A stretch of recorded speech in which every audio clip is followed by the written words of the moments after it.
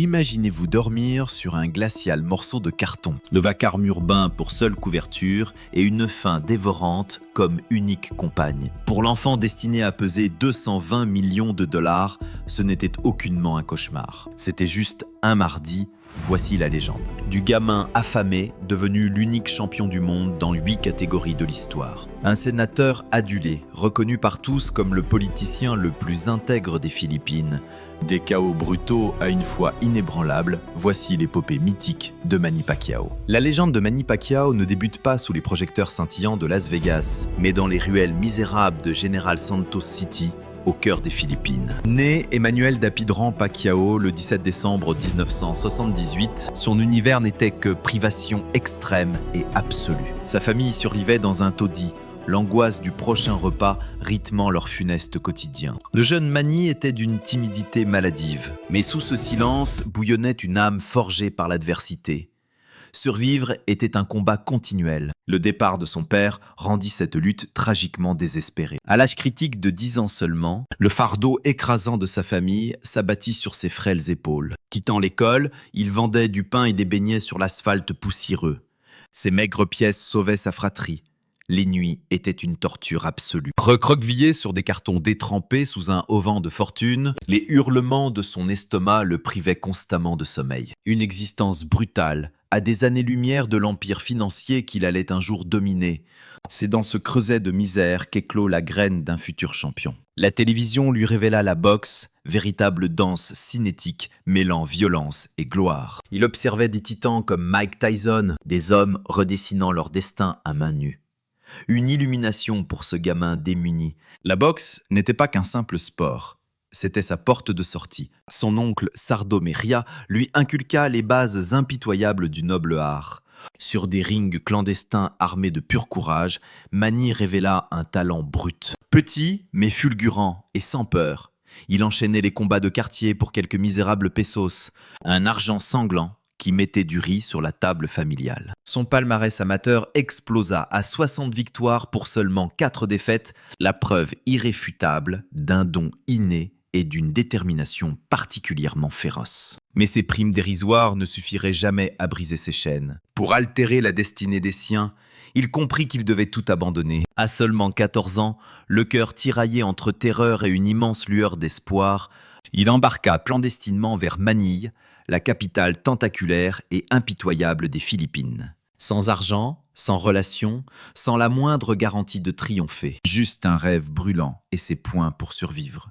L'arrivée à Manille fut un choc brutal, un labyrinthe chaotique où s'entrechoquaient formidables opportunités et dangers mortels. Pour le frêle Manny, la pression ambiante semblait totalement écrasante. Portant béton et acier sous un soleil de plomb, sa véritable vocation l'attendait au gymnase. Il survécut dans une salle de boxe exiguë et sordide, dormant à même le sol, s'entraînant avec une intensité maniaque et acharnée. Nourri exclusivement d'eau et de riz, sa soif de grandeur, elle, demeurait incroyablement insatiable. Son combat ? Une lutte acharnée pour sa propre survie. Le 22 janvier 1995, à 16 ans, sa légende débuta. La légende raconte qu'il était incroyablement frêle. Il dut cacher des poids pour atteindre la catégorie de son premier duel. En écrasant Iacio après 4 rounds intenses, l'invincible Pac-Man s'éveilla. Au fil des ans, il ravagea l'arène locale tel un prédateur. Déchaînant un ouragan de puissance brute, il enchaîna les batailles. Brisant quiconque osait l'affronter, il accumula une tempête de victoires par chaos foudroyant. Mais la voie sacrée exige toujours un lourd tribut. En 1996, le prodige connut sa première défaite. Un anéantissement total imposé par les poings de Torre Campo. Un choc dévastateur, prouvant la cruauté du ring. Les faibles auraient abandonné. Mais l'âme de Pacquiao était forgée dans l'acier. Il retourna s'entraîner, le feu de la vengeance brûlant dans ses veines. Il riposta par des victoires éclatantes, sa puissance explosant à chaque combat. Le 4 décembre 1998, l'opportunité d'un titre mondial frappa. Face au redoutable champion Sasakul, la couronne suprême était en jeu. Pendant 7 rounds, notre héros fut totalement dominé. Mais au 8e, révélant sa rage légendaire, il décocha une gauche magistrale qui fracassa Sasakul directement sur la toile. À 19 ans, l'enfant des rues devenait le champion suprême. L'orphelin trônait enfin. Pourtant, cette lourde couronne masquait de sombres tempêtes. En septembre 1999, l'imposant Singh Surat l'attendait de pied ferme. Une erreur tragique de débutant brisa son élan. Un poids non respecté. Dépouillé de son titre de gloire avant même le premier gong, épuisé et anéanti, il tomba au 3e round. Une chute vertigineuse depuis le sommet. Tous criaient à la fin, persuadés qu'il n'était qu'une étoile filante. C'était mal connaître l'aura indomptable de ce véritable guerrier. Cet échec cuisant allait plutôt forger son évolution finale. Un nouvel arc commençait, un pari fou qui bouleverserait l'histoire martiale. Face à son destin, il prit la décision de sa vie. Il s'envola pour l'Amérique, le royaume absolu de la boxe professionnelle, poussant les portes d'un dojo californien tenu par le légendaire maître Freddie Roach. L'ancien prodige du ring resta de marbre au début, face à ce frêle étranger qui se tenait devant lui. Il accepta l'entraînement aux pattes d'ours par pitié pour ce novice. Puis les poings frappèrent. Les impacts résonnèrent tels des coups de canon foudroyants. Le maître sentit cette aura explosive et cette vitesse aveuglante. À cet instant précis, une révélation sacrée traversa son esprit. Une puissance divine jamais vue auparavant, confierait plus tard le mentor. Le pacte légendaire entre deux génies du combat venait de naître. Le grand stratège allait affûter le diamant brut nommé Pacquiao, mutant ce bagarreur en une terrifiante machine de guerre imprévisible. L'heure de révéler cette nouvelle puissance aux cieux était arrivée, plus tôt que prévu. Le 23 juin 2001, avec seulement 2 semaines de préparation, Pacquiao surgit de nulle part face à l'empereur des supercoqs IBF, Lelo Nolo Ledwaba. Un inconnu total, une proie facile.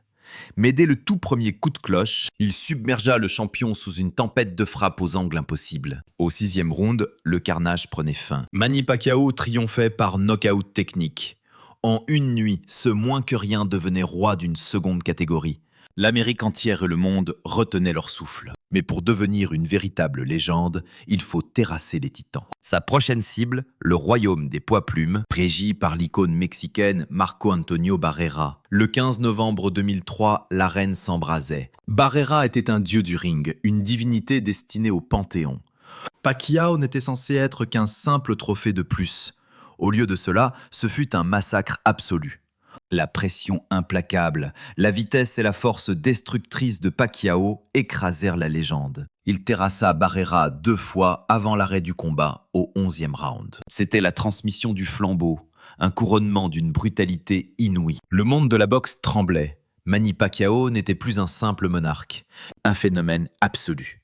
Son ascension cachait pourtant de sombres épreuves. Il engagea des guerres sanglantes contre 2 autres monstres sacrés mexicains, Eric El Terrible Morales et Juan Manuel Dinamita Marquez. Son premier face-à-face avec Marquez, en mai 2004, fut une guerre achevée sur une égalité frustrante, bien qu'il ait foudroyé Marquez 3 fois rien qu'au premier round. Son premier choc contre Morales, en mars 2005, s'acheva par une défaite sanglante, une sentence unanime prouvant qu'il saignait comme un mortel. Ces épreuves forgèrent son âme martiale. Il tomba, il apprit, et son aura revint plus terrifiante. Il lavera l'affront face à Morales par 2 spectaculaires knockouts absolument dévastateurs. Sa saga épique de 4 batailles contre Marquez lui offrira 2 victoires sur le fil, avant de subir un knockout foudroyant lors de leur ultime affrontement. Ces abîmes le purifièrent, prouvant que son esprit martial valait bien son poing gauche. Il était prêt à accomplir l'impossible, un exploit jamais vu dans l'histoire des combats. L'ère de 2008 à 2010 fut un tourbillon de violence historique. Un règne si écrasant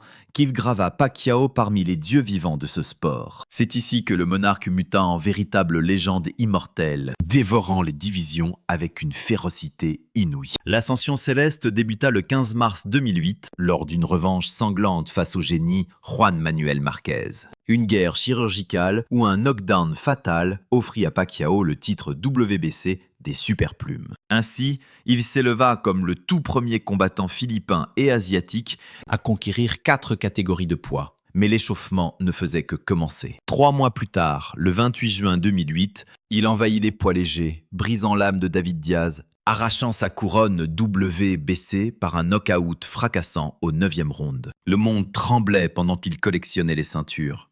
Puis vint l'affrontement qui fit de lui une étoile. Le 6 décembre 2008, il défiait l'enfant chéri Oscar de la Hoya, un duel jugé suicidaire, où tous craignaient pour la vie du petit Pacquiao. Ce fut un véritable massacre absolu. Pacquiao bougeait comme une ombre insaisissable. Ses poings pleuvaient sous tous les angles, jusqu'à ce que l'adversaire abandonne après 8 rounds de torture pure. Il n'avait pas juste gagné, il avait brisé une légende. Si ce combat l'a rendu célèbre, le suivant l'a élevé au rang de divinité mondiale absolue. Le 2 mai 2009, il affronte le redoutable champion britannique Ricky Hatton. Le duel s'acheva en moins de 6 minutes. Au deuxième round, Pacquiao déchaîna une frappe dévastatrice, le chaos absolu de l'ère moderne. Un crochet gauche foudroyant plongea Hatton dans les abysses, une démonstration de puissance terrifiante, sacrant ce monstre champion du monde dans 6 catégories. À chaque triomphe, son trésor de guerre explosait. Durant sa carrière, ses combats ont généré bien plus d'1 milliard de dollars en revenus purs.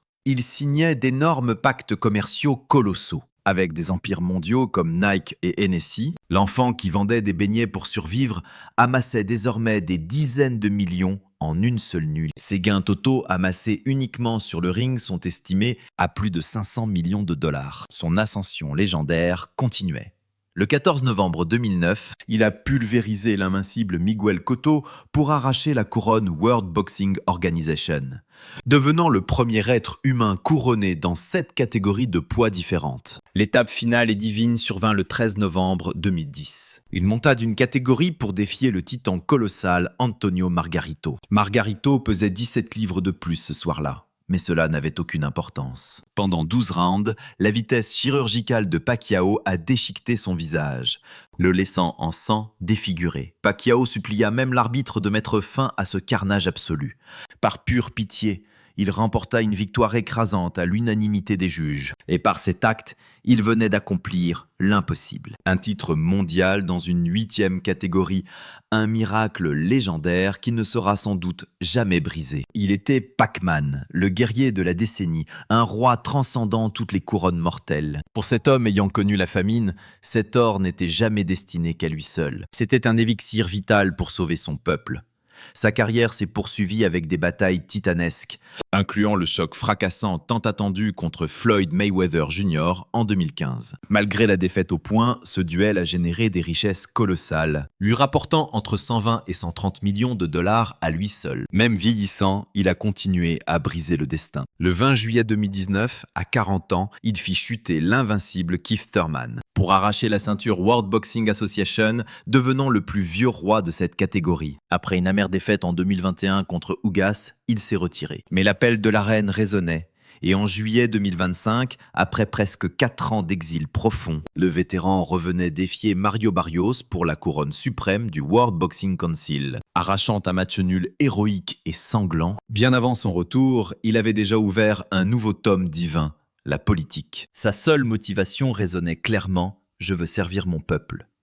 Ayant survécu aux abysses de la misère, il ressentait un devoir sacré, utiliser son aura et son pouvoir pour élever les siens vers la lumière. Il fut élu pour la première fois à la Chambre en 2010. Il a dominé l'arène politique, raflant un siège au Sénat en 2016 avec plus de 16 millions de voix. C'est ici que se dévoile le domaine impérial du légendaire Manny Pacquiao. Sa fortune colossale atteint les vertigineux 220 millions de dollars.